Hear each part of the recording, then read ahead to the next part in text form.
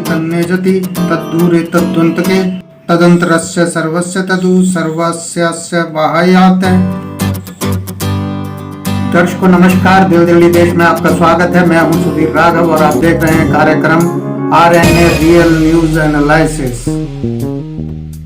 ईशो उपनिषद एक सूक्ष्म उपनिषद है जिसमें कुल 18 श्लोक हैं और ये 18 श्लोक बहुत ही महत्वपूर्ण हैं। ये उस ऊर्जा की व्याख्या करते हैं जिससे ये समस्त जगत प्रकाशित है और जिसे ब्रह्म कहा गया है। इस उपनिषद का 5वां श्लोक ब्रह्म के बारे में, उस ऊर्जा के बारे में जिससे ये संपूर्ण ब्रह्मांड दिखाई देता है, गोचर है और अगोचर है, बहुत बारीकी से बताता है। तदे जति तन्ने जति, वह गति देता है पर स्वयं गति में नहीं आता। तद्दूरे तद्वंत के, वह दूर भी है और समीप भी है। तदंतरस्य सर्वस्य तद, वह सबके अंदर विराजमान है। सर्वस्य बाहात, और सबके बाहर भी मौजूद है और इसी से सबके भीतर चेतना मौजूद है और यही चेतना सपने देखती है। कई बार आप सपने में ऐसे स्थान देखते हैं जहां पहले कभी नहीं गए। आपको लगता है कि आप वहां पहले कभी नहीं गए हैं। ऐसी चीजों को देखते हैं जिन्हें पहले कभी नहीं देखा है। आपको ऐसा लगता है जिनके बारे में आप बिल्कुल जानते नहीं हैं, उन्हें भी आप सपने में देखते हैं। अचानक आपको कहीं जाना पड़ता है और आप देखते हैं कि सामने बिल्कुल वैसा ही व्यक्ति है जो रात सपने में आया था। आप आश्चर्यचकित रह जाते हैं कि अरे, इसे ही तो मैंने रात देखा था सपने में। यहाँ वैसा ही स्थान है जो आपके हाल ही में सपने में आया था। आखिर इन सपनों का रहस्य क्या है? इस रहस्य को समझने के लिए ये बहुत ज़रूरी है कि हम ये जान लें कि सपने किस मटेरियल से बनते हैं। सपनों का मटेरियल क्या होता है, इसके बारे में 1899 में आई सिगमंड फ्रायड की किताब इंटरप्रिटेशन ऑफ ड्रीम्स में बड़ा साफ साफ बताया गया है। वो बहुत ही स्पष्ट तरीके से लिखते हैं कि वह सारा मटेरियल जिससे सपना बनता है वो कहीं ना कहीं हमारे अनुभव से ही आता है। यह हमारा अनुभव ही है जो हमारी यादों से सपना बुन देता है। कई बार सपने हमें देखी मगर भूली जा चुकी वो बातें भी याद दिला देते हैं जिन्हें हम जागृत अवस्था में शायद कभी याद नहीं कर पाते। सिगमंड फ्रायड अपनी किताब इंटरप्रिटेशन ऑफ ड्रीम्स में सपनों के मटेरियल के बारे में बहुत ही वैज्ञानिक तरीके से, बहुत ही तार्किक ढंग से बताते हैं। इसके लिए वह कई उदाहरणों का इस्तेमाल करते हैं। तो सपनों का उदाहरण देते हैं और इनमें से जो एक सपना है वो देखा था दुनिया के जाने माने मनोवैज्ञानिक जोसेफ डेलबॉफ ने। डेलबॉफ दुनिया को अपनी इल्यूजन की थ्योरी देने के लिए जाने जाते हैं। डेलबॉफ के एक बहुत ही रोचक सपने का जिक्र सिगमंड फ्रायड इस किताब में करते हैं। वह बताते हैं कि जोसेफ डेलबॉफ को एक सपना आता है।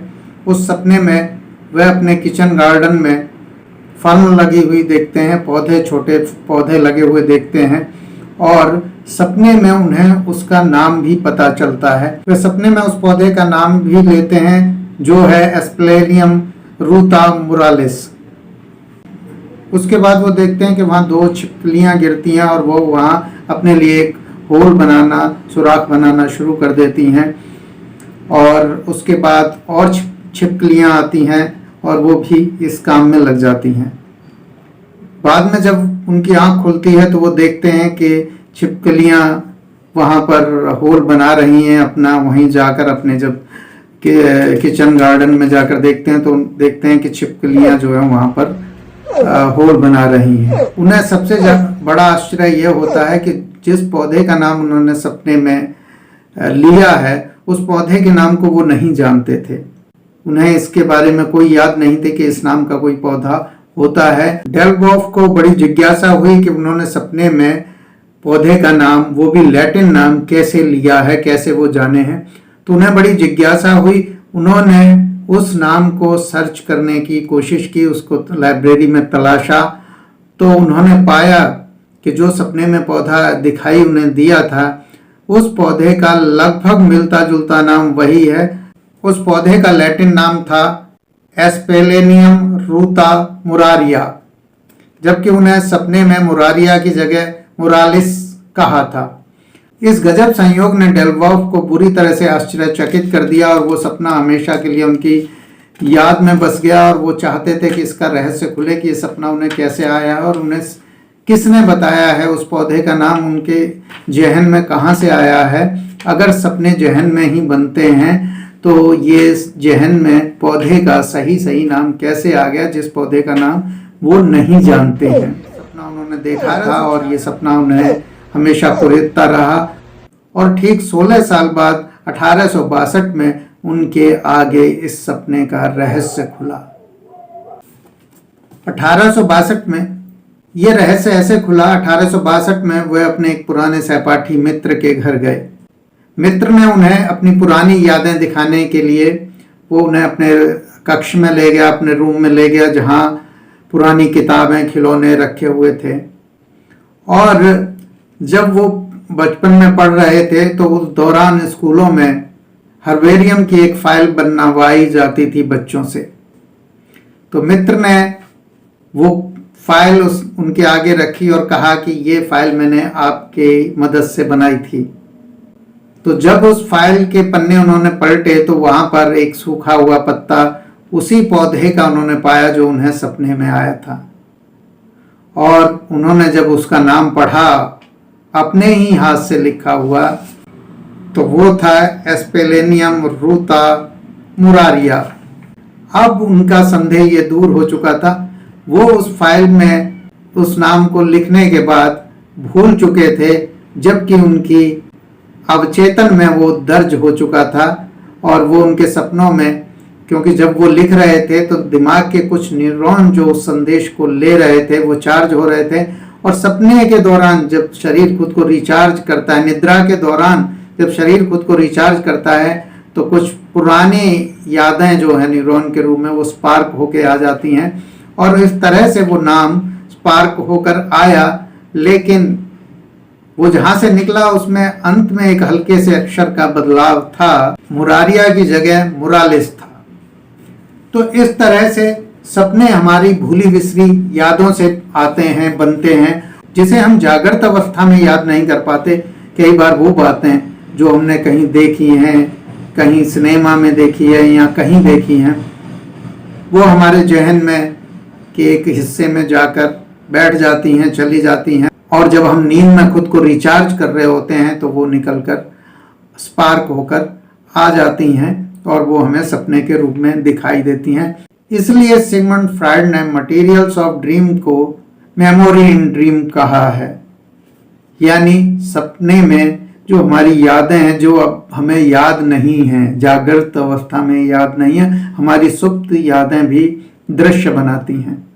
इसी तरह से पिछले वीडियो में हमने दर्शकों से कहा था कि आप अपने सवाल रखिएगा, हमें बताइएगा। तो एक फोन पर पूछा गया कि तो एक रात एक ऐसा सपना देखा जिसमें उन्होंने देखा कि वो बहुत सी भेड़ें हैं और वो एक भेड़ के बच्चे को गोद में लिए हुए हैं और पहाड़ी इलाके में घूम रही हैं, जबकि वो कभी पहाड़ी इलाके में गई नहीं थी उससे पहले।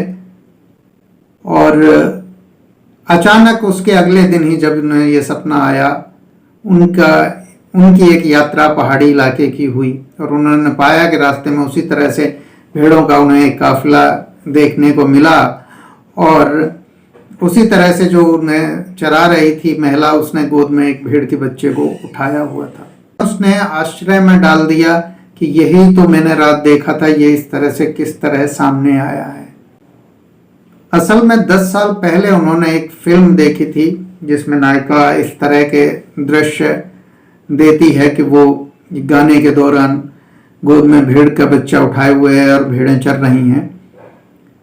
वो उनके अवचेतन में चला गया था और जब उनसे पूछा गया कि आपने कोई ऐसी फिल्म देखी है तो उन्होंने उसका नाम भी लिया।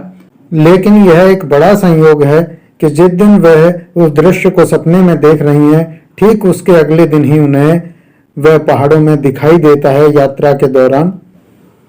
तो चूंकि यात्रा का प्रोग्राम था तो वो पहले से बना होगा कि उन्हें जो है पहाड़ों पर जाना है, मनाली की तरफ जाना है। प्रोग्राम जो था ये तय था, ये चेतन अवस्था में बना होगा कि उन्हें कल जाना है। तो कल जब जाना है तो निद्रा में जो मस्तिष्क है उसमें वो विचार मौजूद है कि कल हमें वहां जाना है। तो वो अपनी मेमोरी को खंगाल रहा है कि ऐसा दृश्य कहाँ मैच करेगा। जैसे आप एक सर्च वर्ड डालते हैं गूगल में तो वो डाल के चीजें निकालता है, उसी तरह से हमारी मेमोरी में एक जागृत अवस्था से आया हुआ एक संदेश है कि हमें कल पहाड़ों पर जाना है। तो वो मिलान करके वो दृश्य बना रहा है कि वो ऐसे कहाँ उसने देखा है, तो वो फिल्म से उठा के उस दृश्य को रख देता है। पहाड़ों के लिए ये एक आम दृश्य है कि भेड़ों का घूमना, वहाँ गद्दी परिवार रहते हैं और वो कहीं ना कहीं रास्ते में अगर आप लंबे चलें तो वो दृश्य मिल जाते हैं। तो एक सामान्य दृश्य है। तो इस तरह से जो सपने हमें आते हैं, जो सपने बनते हैं, वो हमारी यादों से बनते हैं, हमारी भूली बिसरी यादों से भी बनते हैं। यही सिगमंड फ्रायड इस किताब में बताने की कोशिश करते हैं। इस तरह की बहुत सी बातें इस किताब में उन्होंने कही हैं। तो सपनों को लेकर यूरोप में ही नहीं, पश्चिम में ही नहीं, हमारे यहाँ भी, हमारे शास्त्रों में भी बहुत सी बातें हैं।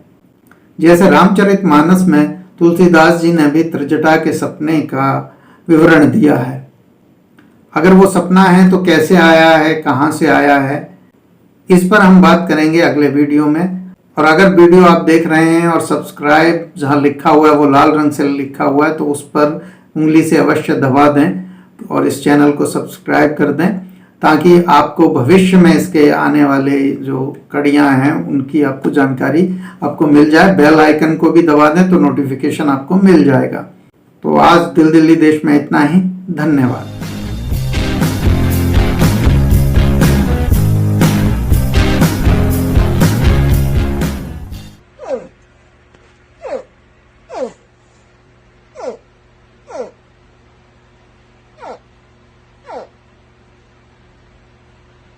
Oh.